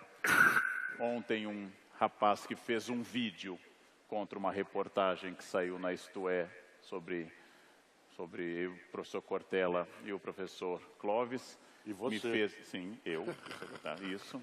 E ele mandou um vídeo muito agressivo e me disse: "Você não vai me responder?" E eu disse: "Eu fui às ruas no fim da década de 80 para que se encerrasse a ditadura militar. Eu fui às ruas para que você tivesse direito de dizer isso, mesmo não concordando e achando uma bobagem. É o seu direito absoluto de falar o que quiser na hora que bem entender. Isso é uma grande virtude. Nós somos uma democracia tomada de virtudes." Então eu queria encerrar fazendo uma breve pergunta respondida sem talvez uma delonga muito grande.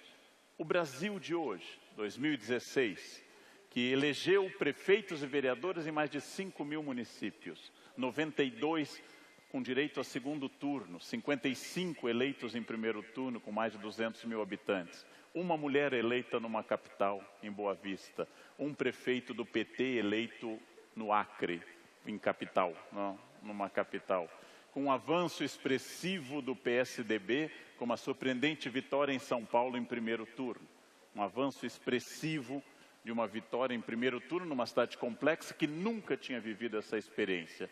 A democracia brasileira, nos moldes que ela existe hoje, ela é ou pode ser chamada de uma democracia de fato? Se vocês tiverem uma opinião clara e direta, ajudará a todos nós, eleitores de 2018.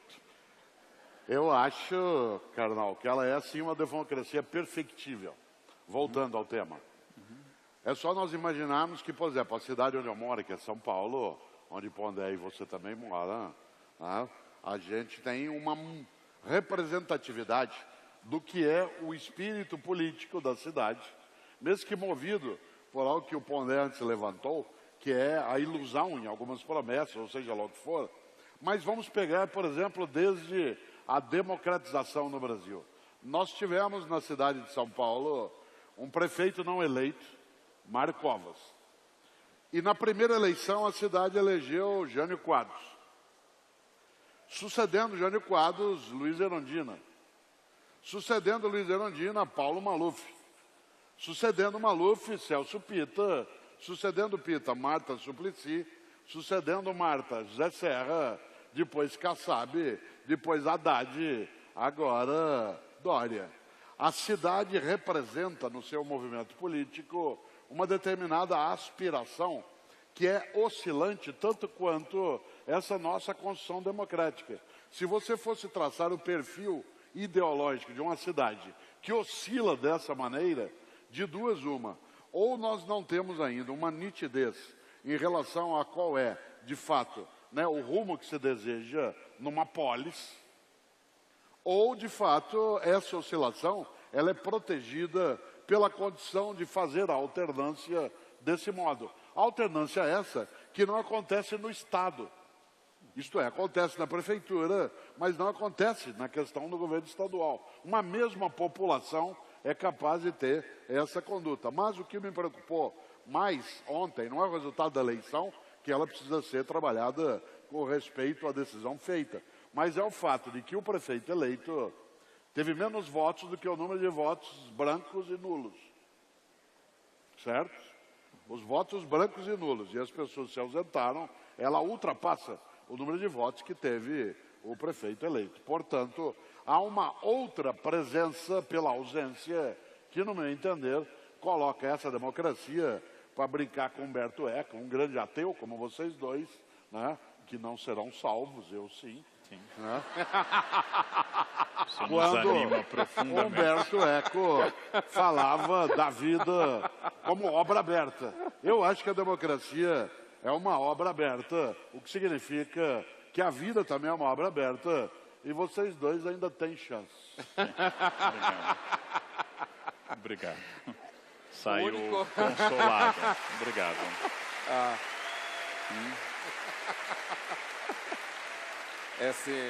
Citando seu mestre, ele veio ao mundo por mim e não por você. Há mais alegria num pecador que se salva que 99 justos da PUC que não precisam de amparo. Por favor, Pondé, para encerrar. Você sabe que esse Deus que você acredita não tem nada de democrático, né? Basta começar pelo Velho Testamento. Mas então, eu acho o seguinte... eu acho que a democracia do Brasil ela tem se demonstrado bastante resiliente até certo sentido. Quer dizer,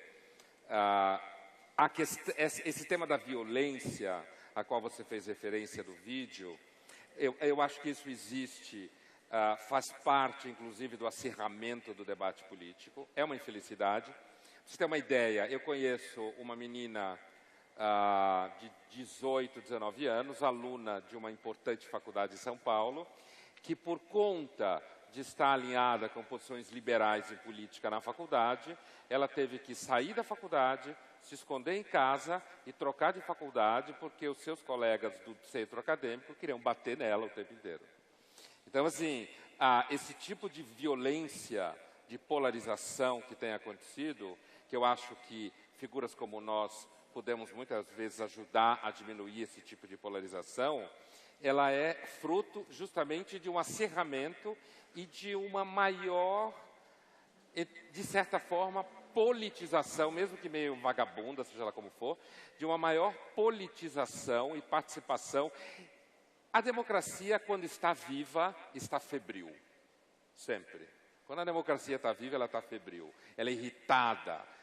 Como eu disse no começo, eu não acredito que as pessoas façam opções da democracia a partir de argumentos racionais, certo? E é por isso, inclusive, que pessoas podem se tornar, infelizmente, violentas com pessoas que elas julgam que têm opiniões diferentes. Então, eu acredito o seguinte, que mesmo que com todo esse problema, né, quando você pergunta se o Brasil que foi às eleições ontem é um Brasil, é uma democracia que a gente pode confiar em alguma medida, eu acho o seguinte, eu acho que a nossa democracia, ela, por exemplo, parece um pouco melhor do que a venezuelana. A nossa democracia, eu acho que a gente tem tido mais opções variadas do que a Argentina mais recentemente, que basicamente tinha peronismo de esquerda, de centro e de direita. Então, dentro do universo nada ideal, eu acredito que sim. Acho que a gente não precisa, e veja que eu sou pessimista, né? Eu não acredito que a gente precisa olhar a democracia brasileira com muito pessimismo ou muito medo. Nós passamos por momentos tensos nos últimos meses. A gente fez uma eleição ontem, faremos eleição daqui 2 anos. Então, acho que dá para acreditar, sim, que a democracia brasileira ela tem se mantido razoavelmente dentro de um plano limitado, institucionalmente limitado, mas razoavelmente crível até agora. Agora, a violência e a polarização, acho que ela é fruto justamente do maior envolvimento das pessoas no debate político. Quando há mais pessoas envolvidas no debate político, a tendência é que, pelo menos, a violência verbal se manifeste de forma mais presente. Obrigado.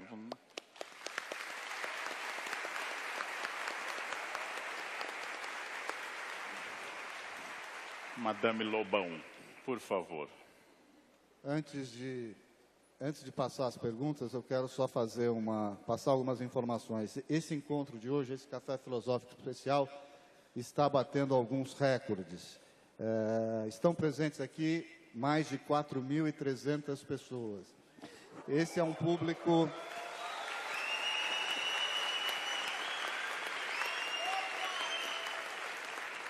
Esse é o maior público presencial, evidentemente, do Café Filosófico.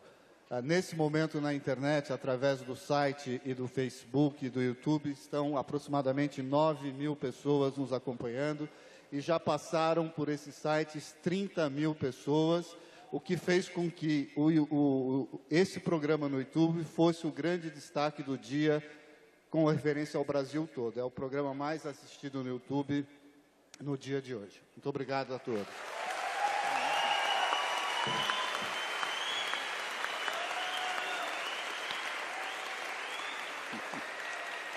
Já imaginou? Já imaginou? Já pensou se você fosse otimista, o que ia acontecer? Ia cair a audiência. Bom, temos Lobão, por favor. Boa noite aos três. Nós temos perguntas do pessoal aqui presente, do chat e do YouTube. Eu vou fazer de 2 em 2, a gente faz umas 3 rodadas.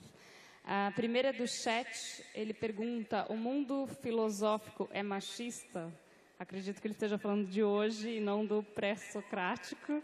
Está faltando mulher nesse debate de vocês. Esse é o primeiro comentário.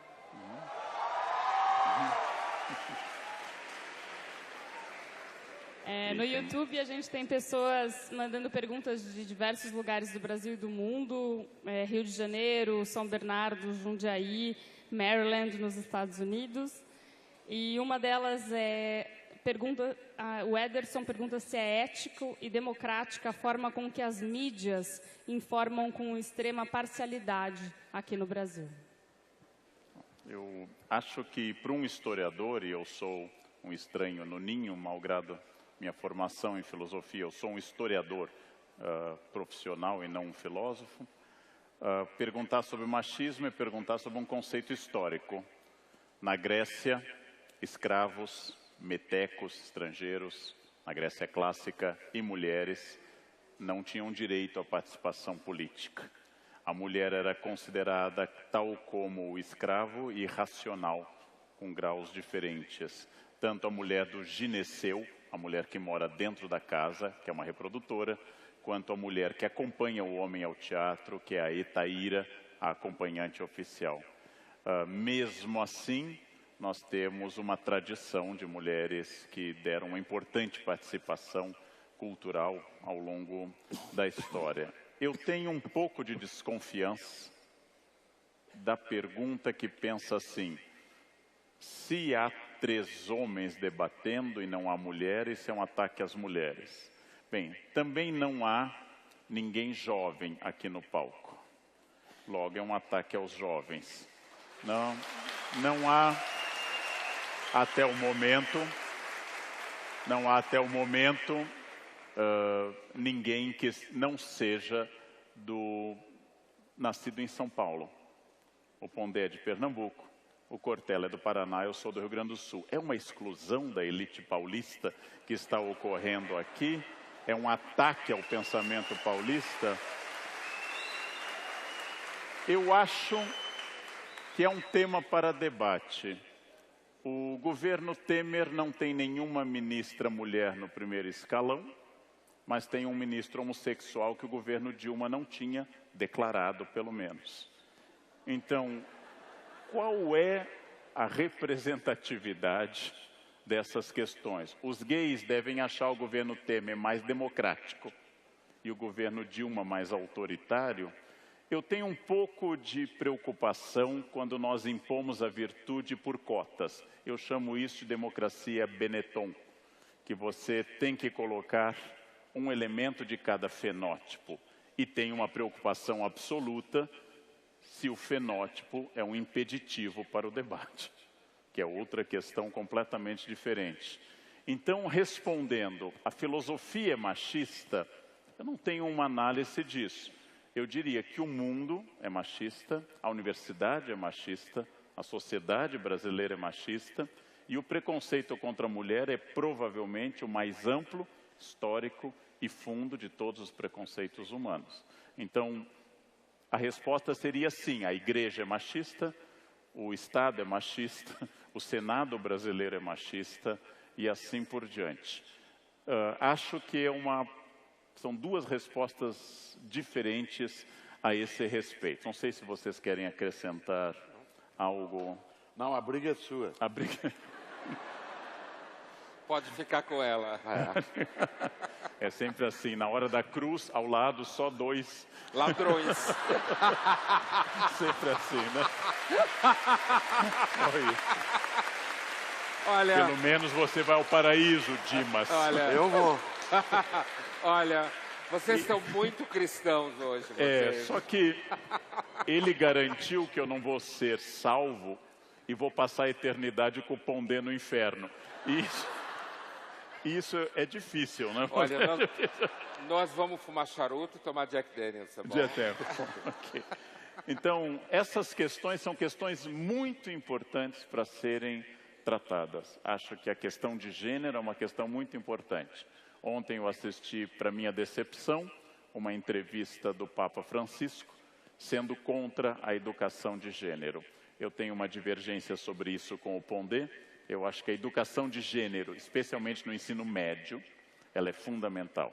Educação de gênero não é convencimento de alguém, mas afirmar que, do ponto de vista científico, existe um cruzamento entre o sexo biológico e o sexo como convenção cultural. E o ser humano é uma curva tensa entre a identidade morfológica do corpo e o comportamento sexual. Se a presença de um órgão genital X ou Y garantisse a perfeita identidade sexual, o mundo seria um lugar maravilhoso, o mundo seria um lugar perfeito. Eu concordo com a teoria de gênero francesa, de que nesse momento, no planeta Terra, nós temos 7 bilhões de gêneros. 7 bilhões de pessoas com gêneros diferentes. Grosso modo, agrupados em categorias genéricas, como gay, bissexual, etc. São categorias genéricas.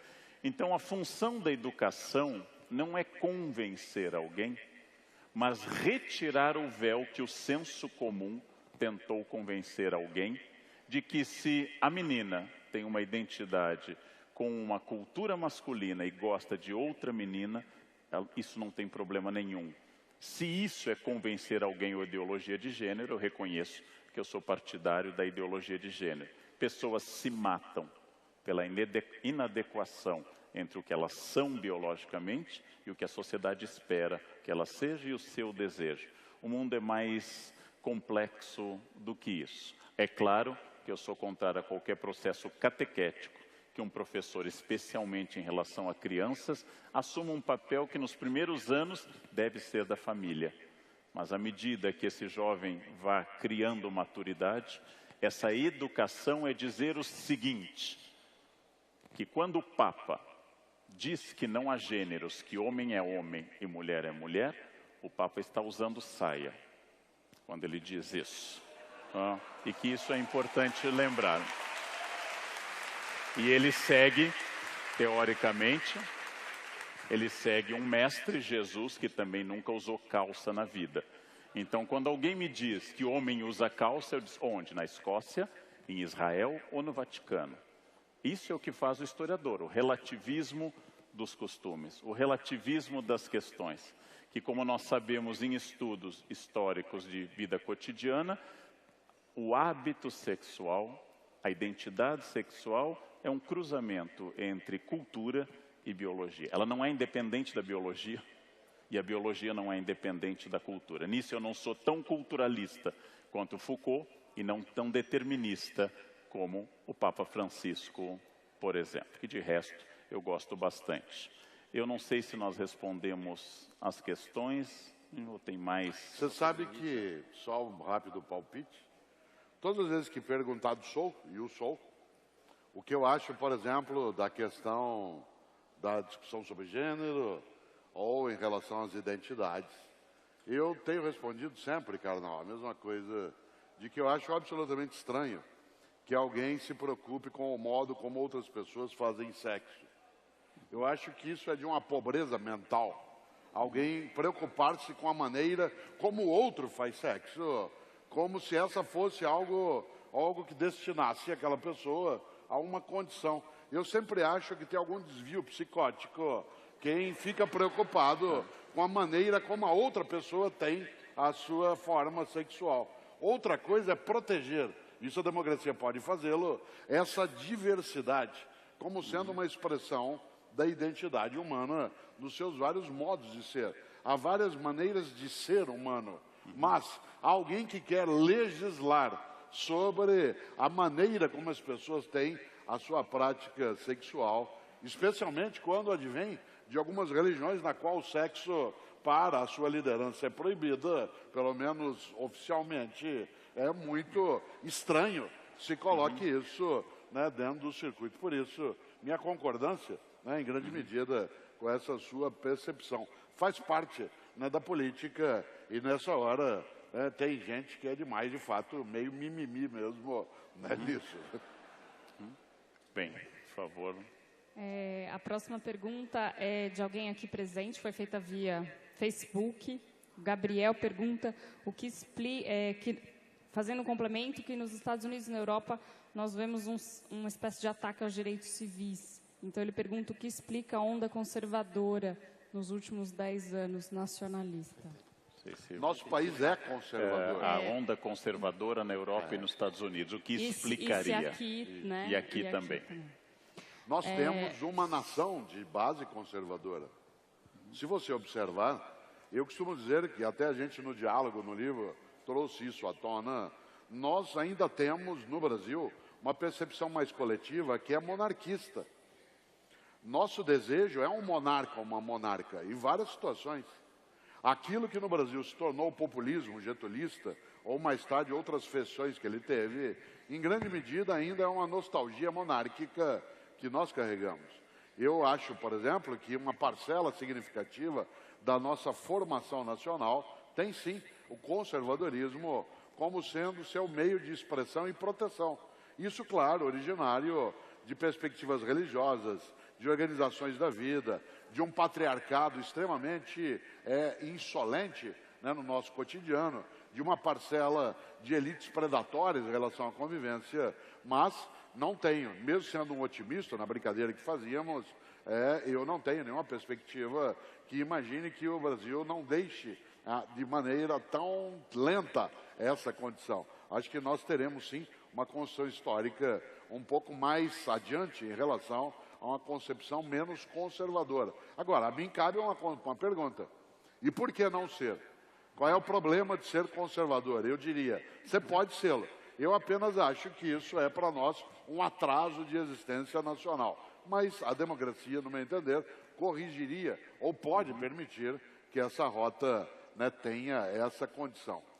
Eu concordo com o Cortella. E quando eu falo de educação de gênero, eu também combato certa educação de gênero que acha que é errado ser conservador. Ser conservador não é ilegal nem imoral. E a gente tem que reconhecer que um homem que gosta de uma mulher e é fiel a ela, não é estranho, não é fora do padrão, não é algo que deva ser combatido na escola. Os professores devam dizer que um marido pode gostar da própria esposa e ter prazer com a própria mulher semanalmente. E que isto Depois o tem que cético sou eu, aceitar. né? A gente tem que aceitar. Esse é o meu otimismo. Esse é o meu otimismo. Mas eu vou emitir uma opinião mais subjetiva do que todas que eu emiti. Eu acho que o Cortella toca numa coisa fundamental, que é uma maioria conservadora. A maioria da população brasileira e possivelmente mundial é conservadora sobre itens básicos. Por exemplo, se submetêssemos pena de morte a um plebiscito, acho que venceria largamente. Se submetêssemos a plebiscito a pergunta, casais homoafetivos podem adotar crianças? É possível que a maioria diria não, acreditando ainda que a sexualidade do filho é determinada pelos pais, o que é um absurdo, posto que todo gay é filho de casais heterossexuais, né? Mas, em todo caso, a maioria é conservadora. Mas nós tínhamos uma tradição no Brasil, uma minoria identificada com a esquerda, de grandes poetas, Carlos Drummond de Andrade, militante do Partido Comunista, Oswald de Andrade, militante do Partido Comunista, e outros, que davam voz a uma esquerda intelectualizada, minoritária, mas de grande alcance cultural no Brasil. Isto hoje, esse espaço da chamada esquerda, entre aspas, barulhenta, é disputado com uma direita barulhenta também. A novidade talvez seja que hoje tem dois lados gritando, e não apenas um lado elaborando. E de alguma forma, o Brasil redescobriu em 2013 a Guerra Fria, que o mundo encerrou em 89 com a queda do Muro de Berlim. Nós acabamos de descobrir que existe um choque entre capitalismo e comunismo. Como é uma ideia nova, que nós não tínhamos captado em 45 na Conferência de Potsdam, captamos agora. É uma questão. Nessa velocidade, a pólvora, o fogo e outras serão descobertas recentes também. Por favor, acho que o Pondé quer.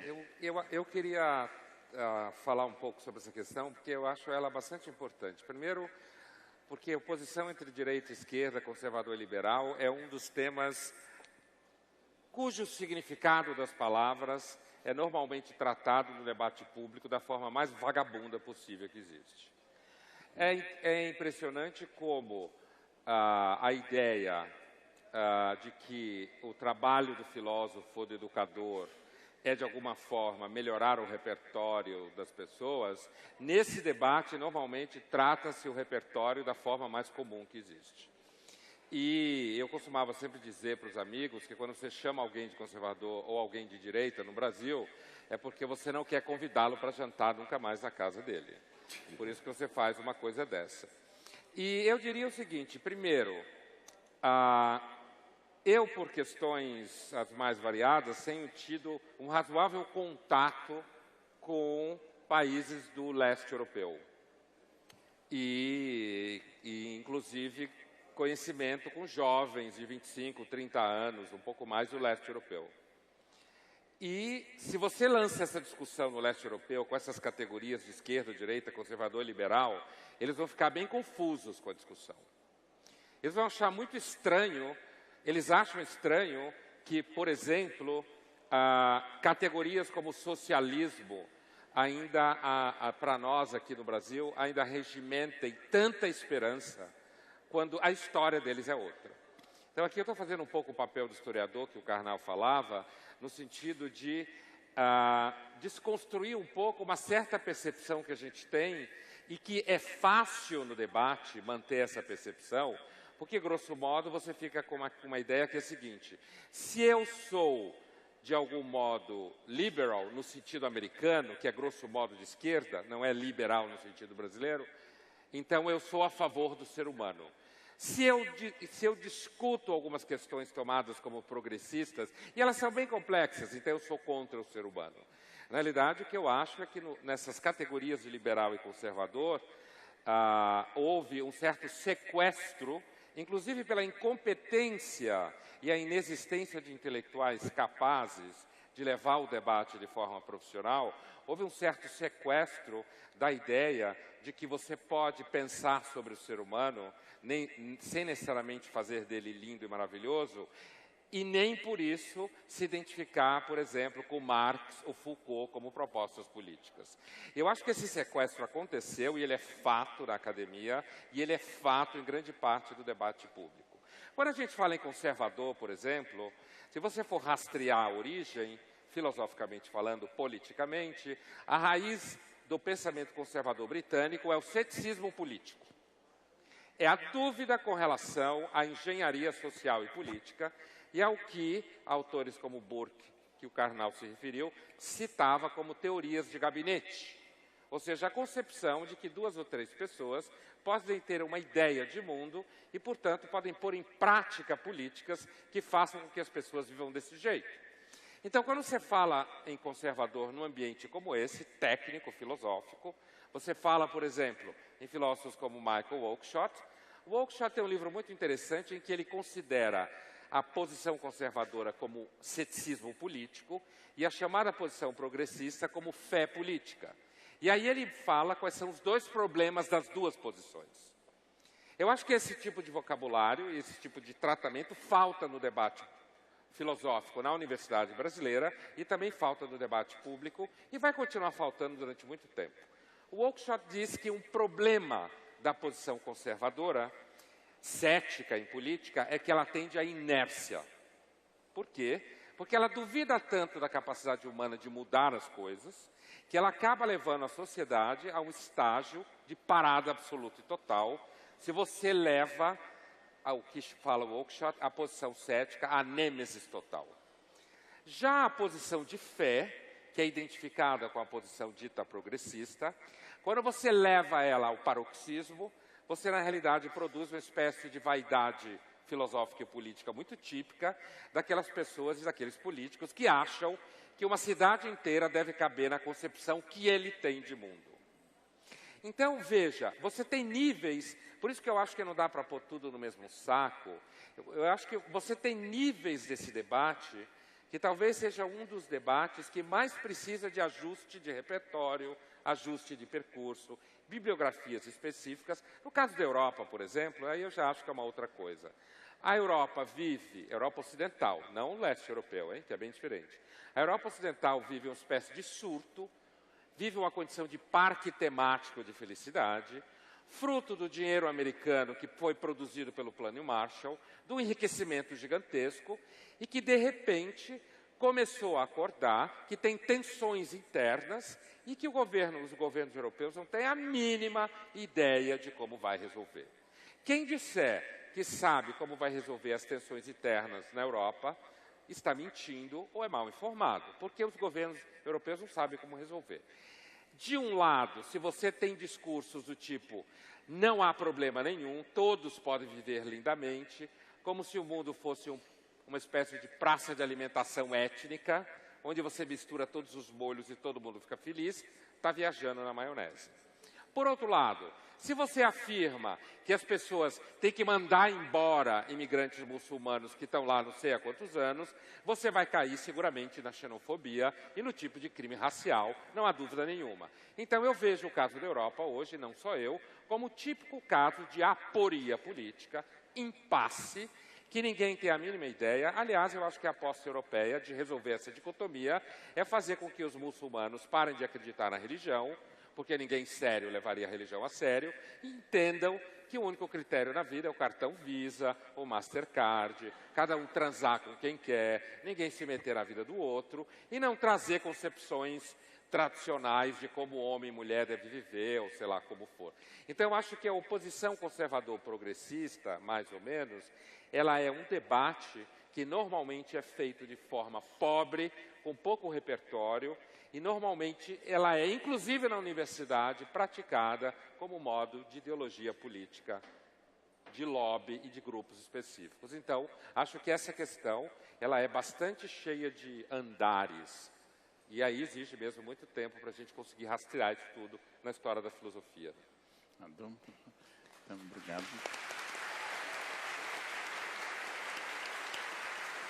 Aqui temos duas para encerrar. Para encerrar, na verdade, nós vamos fazer 3. A primeira é do Nuno, de Recife, mandada pelo chat. Ele pergunta como conciliar a subjetividade de nossos desejos pessoais e a necessidade do bem público conforme propõe a democracia. Essa é a primeira. A segunda, na verdade, eu vou juntar a pergunta do Herbert, de Paulínia, com Lucas, de Barretos, aqui, que vocês já falaram sobre o número de abstenções e votos brancos e nulos, mas foi uma pergunta recorrente na internet. Então, se vocês pudessem comentar, né, de onde vem esse grande número, que ele representa, e se a falta de interesse na política enfraquece o processo democrático. E, por fim, a pergunta da Eliana, de São Paulo. Há notícias de que hoje tem mais pessoas assistindo essa palestra do que ao jogo do Palmeiras. O que é um equívoco. É um equívoco. O jogo do Palmeiras é mais importante. Ela pergunta o que representa essa notícia, se a gente pode concluir que o debate sobre a democracia está se tornando mais interessante hoje. Eu acho que cada um de nós pode responder por alguns minutos para encerrar. Vou pegar a última delas em relação ao futebol e à política. O que eu acho é que em vários lugares, que nós três, ou de mensagem, ou outros que conosco estão no dia a dia, naquilo que é o intelectual público do debate, aquele que é a política em que a gente traz. Quando a gente vê, por exemplo, esse espaço aqui em Campinas, pleno de pessoas, mais de 4.000 pessoas presentes, nós fizemos uma conversa também em São Paulo, né, sobre esse livro, e num espaço mais fechado, havia mais de 2.000 pessoas, exatamente refletindo, debatendo, o que significa que esse tipo de tema, cada vez ele tem mais interesse. Não necessariamente o futebol, ele é algo já descartado, ao contrário, né, vários de nós aqui temos os nossos times, né, cada um de nós que gosta, aprecia, seguir, mas não necessariamente aquilo é exclusivo. Portanto, a exclusividade, seja da televisão, seja da novela, seja do futebol, que era muito presente no nosso cotidiano, ela ganhou também um cenário mais amplo com a reflexão filosófica, política. O Pondé lançou um livro chamado Filosofia para Corajosos, né? O Karnal e o Clóvis têm um livro chamado Felicidade ou Morte, e eu acabei de lançar um livro chamado Por que Fazemos o que Fazemos, né? Esses livros todos, eles estão na lista dos mais vendidos. Aliás, esse que eu acabei de mencionar, meu, está em primeiro lugar na lista de autoajuda e esoterismo. O seu ou o meu? Dele. O seu? Eu não sei, autoajuda eu e prefiro que esoterismo? seja, autoajuda não tem problema. Meu problema é se está em esoterismo, não é? Uma coisa um pouco mais complexa. Olha que coisa. Por que eu estou dizendo isso? Porque, não que o futebol saiu de cena, mas é que entrou em cena Um grupo também que numa noite como hoje, milhares de pessoas saem da sua casa, deixam o seu local de trabalho, vêm para cá. Nós, ao final, ainda temos uma sessão para quem tiver interesse de autógrafos, que será lá à frente. Né? Isso significa que há um outro modo de fazer. Nessa questão, eu sou bastante otimista. Em relação ao Palmeiras, não, mas em relação ao debate, sem dúvida. Você é corintiano? Eu sou santista. Você é santista? Coitado. Você sabe que eu sou santista por uma razão teológica. Né? Eu não posso torcer por um santo específico. Né? Tem que ser santo. Por todos. Embora o santo seja uma contradição filosófica e científica, que é um time chamado de peixe, cujo símbolo é uma baleia, que é um mamífero. Certo? Por favor, Pondé. Seu depoimento sobre o Palmeiras. Não, mas a pergunta só tinha pergunta sobre o Palmeiras? Não tinha outra pergunta? Não. Envolvia várias Não, questões. é sobre o que significa a palestra ter mais audiência do que... Mas e antes?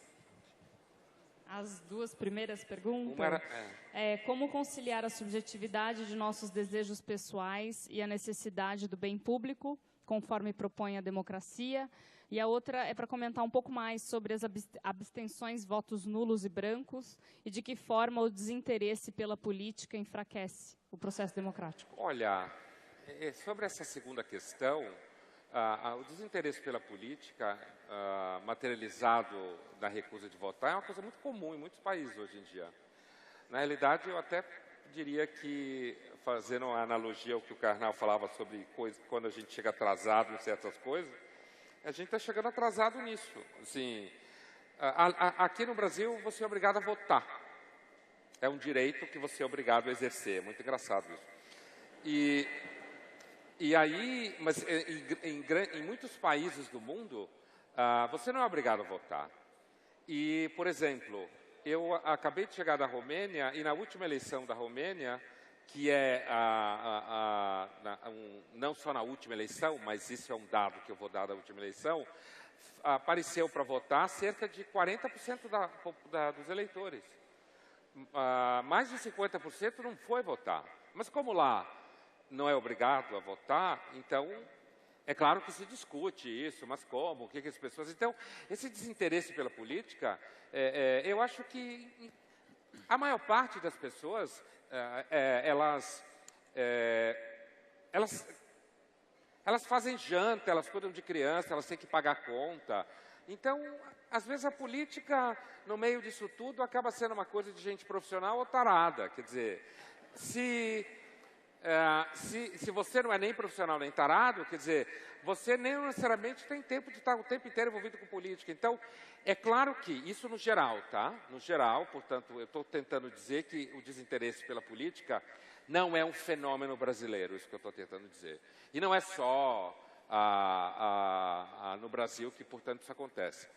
Por outro lado, localmente, levando-se em conta que no Brasil é obrigatório votar, e que quando você não vota, você é punido, certo? Por ter exercido seu direito, não ter exercido seu direito, você tem que pagar uma multa que é aparentemente significante, mas você tem que ser punido. Então, no momento que você não vai votar, sabendo que vai ser punido, pode ter um significado pontualmente maior, me parece, de recusa à participação na eleição, e também uma recusa no sentido de achar que todo político é ladrão, que é uma ilusão, não concordo com essa ideia, mas que isso acaba se manifestando na recusa de votar.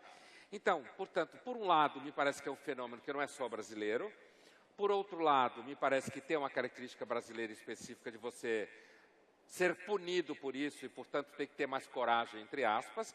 Agora, eu penso o seguinte, quer dizer, a democracia é um regime muito novo. E, então, essa ideia de que está todo mundo interessado na democracia, e todo mundo querendo votar, e todo mundo querendo participar do que é decidido, pode fazer parte da democracia momentos em que você desencana das coisas e vai trabalhar, e vai ganhar dinheiro, e vai fazer outra coisa. Eu, por exemplo, acho que o melhor governo que existe num país seria um governo que eu não lembrasse que ele existia, e da mesma forma, todo mundo estaria vivendo razoavelmente bem. Essa é a minha concepção de governo ideal, entre aspas, né? Então, não acredito que seja motivo para pânico esse alto índice. Acho que é localmente representativo dos últimos tempos, do desencanto com a política, de um certo ato. Eu vi gente que nunca fez isso dizer, não fui votar porque ninguém presta. Então, acho que tem uma coisa um pouco aguda no momento, mas dentro do cenário maior, não é um processo estranho no mundo de gente não ir votar. Bem, o choque entre desejo individual e bem comum não tem solução. Eu resgato uma ideia do Pondé, a dimensão trágica que os gregos deram em Medeia e outras peças, é que essa híbris humana, esse desequilíbrio, ele é permanente, não tem solução esse choque. Esse choque é, por exemplo, estar falando de filosofia com fome e o cheiro de comida está chegando aqui com força há 2 horas. E eu continuo falando de filosofia, não cedendo à primeira das tentações de Jesus no deserto, não fugindo para as pedras virarem pão. Então, essa ideia de que é possível solucionar, não. Mas entre, como diz o João Coutinho num texto sobre o conservadorismo, o governo não deve garantir o paraíso, porque isso é impossível, mas deve impedir que ocorra o inferno, o que é bastante viável e é um projeto mais do que de inspiração liberal, é um projeto de eficácia governamental, né? Boa funcionária, bom serviço, é aquele que eu não noto que alguém o fez porque está perfeitamente feito e tudo funciona a contento. Então, não tem muita solução isso. Ao contrário do que possa parecer, eu considero o voto em branco e o voto nulo um voto profundamente político e uma opção política muito clara, uma mensagem direta dada de protesto à obrigatoriedade e à média de baixa qualidade dos candidatos. Então, essa é uma questão que tem que ser levada em conta. Quando o voto era escrito, o rinoceronte cacareco, o macaco Tião, o salário mínimo, todos ganharam muitos votos. O rinoceronte cacareco chegou a ser o vereador mais votado numa eleição. Então, essas questões mostram uma opção política, porque, de alguma forma, até a eleição do Tiririca é uma opção política. E um recado claro mandado às urnas. Palhaço por palhaço, eu voto no profissional, e não naquele que exerce isso com seriedade. Ainda que eu não tenha votado no Tiririca. Porém, é nessa contradição, é nesse mar de contradições que nós existimos, de vontades, de desejos, que não tem solução, porque nós não temos uma solução. Hoje tinha um texto na Folha em que alguém lembrava da sua primeira aula de filosofia, e o professor, um francês, entra na sala e o aluno disse, e com isso eu vou encerrar, professor, filosofia não serve para nada. E o professor responde irritado, claro que não serve, nem engenharia, nem medicina, todos vamos morrer, nada serve para nada, tudo é inútil. Essa é a primeira lição de filosofia. Acho que esta é uma grande lição, todos vamos morrer. O que vai acontecer entre esse momento e aquele, a gente chama de vida. E sobre isso, a filosofia e a história podem dar alguma opinião. E mais uma vez eu agradeço tanto a CPFL, quanto a TV Cultura, quanto a Prefeitura de Campinas e a Editora Papiros, que proporcionou quase 5.000 pessoas numa noite de chuva fria, com cheiro de comida, nos tentando o tempo todo. Muito obrigado pela presença de você. Obrigado. Vamos, professor, prazer. 3 tenores. A gente tem que fazer uma banda.